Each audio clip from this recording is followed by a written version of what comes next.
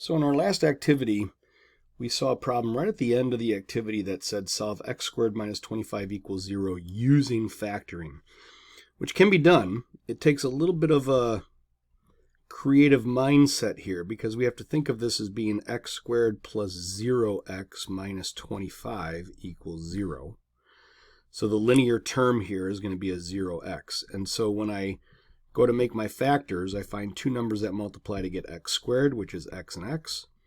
I find two other numbers that multiply to get 25, which is 5 and 5. And when I put those numbers in order to get a 0x, one of those 5x's has to be positive, and the other one has to be negative. That gives me my 0x, so I can go positive, negative.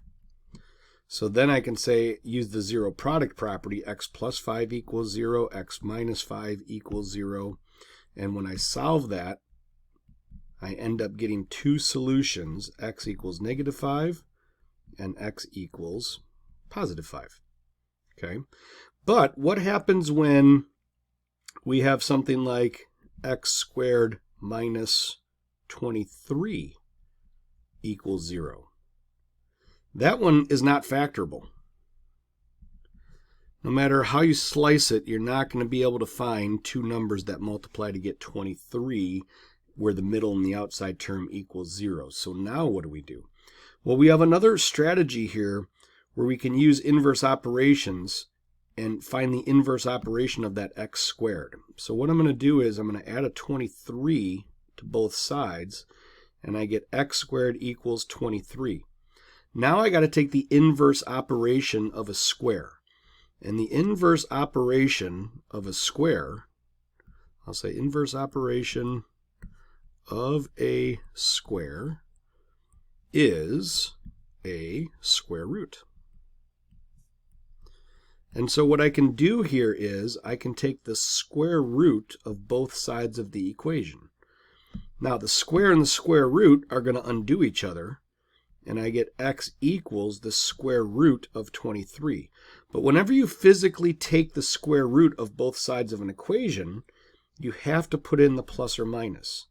So we actually have two solutions here.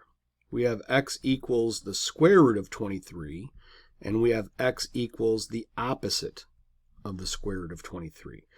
And I think a question that needs to be asked is, well, why? Why do we have to take plus or minus whenever we take both sides, whenever we take the square root of both sides of an equation?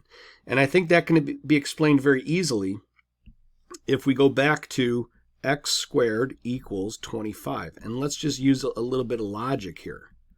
Logic says that if I let x equal 5, and I plug it back in, 5 squared is 25. But what happens if I let x equal negative 5 and plug that in? Well, negative 5 squared is also 25.